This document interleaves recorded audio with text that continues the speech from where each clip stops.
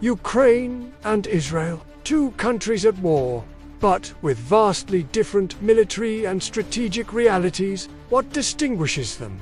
And what might they have in common in the brutal landscape of military geopolitics? Get ready for a comparative analysis that goes beyond the headlines. The nature of conflicts. Survival versus existence. At first glance, both are at war, but the nature of their conflicts is fundamentally different, shaping their strategies. Ukraine faces a full-scale invasion by a neighboring superpower, Russia. For Ukraine, it's a war of national and territorial survival. Its goal is to expel the invader, reclaim its territory, and ensure its sovereignty and territorial integrity. It's an existential struggle against annexation and subjugation, where loss means the end of Ukraine as an independent nation. The war is conventional large-scale, with front lines and vast movements of troops and equipment. Israel, on the other hand, faces a complex and multifaceted conflict.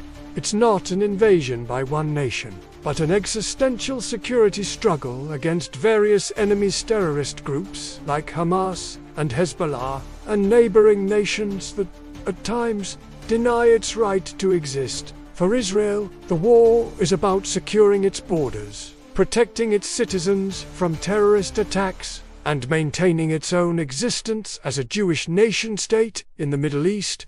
Its conflicts are often asymmetrical, involving guerrilla and terrorist tactics, interspersed with targeted military operations and larger-scale responses. This fundamental distinction, invasion versus existential security against multiple actors, defines the strategies, international support, and challenges faced by each. The geopolitics of support, allies, and external support is a critical factor for both, but its sources and geopolitical implications vary greatly. Ukraine relies massively on military, financial, and humanitarian support from the West, led by the United States and the European Union. This support is driven by democratic values, Russia's violation of international sovereignty, and the desire to prevent Russian expansion. However, Western support is often cautious, measured to avoid direct escalation with Russia, and subject to internal political debates. Ukraine seeks NATO and EU membership, which would fully integrate it into the Western security sphere. Israel is also a strategic ally of the United States, receiving billions in military and technological aid annually. This American support is based on a decades-long commitment to Israel's security, rooted in historical, religious, and strategic ties in the Middle East. Unlike Ukraine, Israel does not seek NATO membership. Its security doctrine is one of military self-sufficiency and deterrence, with US support being a crucial pillar to maintain its qualitative military edge in the region. Support for Israel is less subject to debates about escalation and more about right to self-defense. The differences in the type and motivation of external support are crucial to understanding how each country conducts its operations and plans its future. Military power, quantity versus quality, and technology.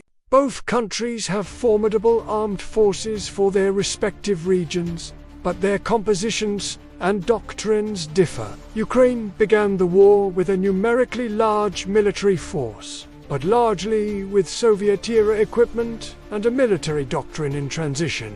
With Western support, its arsenal has been massively modernized, with advanced NATO systems like Immerse, Leopard, and Abrams tanks, and Patriot air defense. Its strategy is one of attrition warfare, using terrain, the resilience of its population, and the continuous flow of Western weapons to wear down the enemy and retake territory. The scale of mobilization is enormous, with millions of men and women involved in the war effort. Israel possesses one of the most technologically advanced armed forces in the world. Its doctrine is based on qualitative military edge, which allows Israel to overcome numerical disadvantages relative to its enemies. They invest heavily in cutting-edge technology, intelligence, cybersecurity, and an elite air force. Israel is a master of asymmetric warfare, precision operations, and missile defense. Its mobilization capability is swift, with a large force of well-trained but the scale of its operations rarely reaches Ukraine's level. While Ukraine seeks to match Russian capabilities through volume and modernization with external aid, Israel focuses on maintaining a decisive technological advantage over its regional adversaries, allowing it to operate with more precision and effectiveness. Challenges and future scenarios. The challenges for Ukraine and Israel, though distinct, are equally existential. For Ukraine, the biggest challenge is the duration of the war and the maintenance of Western support. War fatigue could lead to pressure for unfavorable peace agreements. Ukraine also faces the enormous challenge of post-conflict reconstruction and integration into Europe and NATO. Even if, without Russian-occupied territory, its future depends on how the war ends and the political will of its allies. For Israel, the challenges are regional fragmentation and the constant threat from multiple fronts. The proliferation of armed non-state actors, instability in neighboring countries, and the complexity of relations with Palestinians and Iran make its security a precarious balance.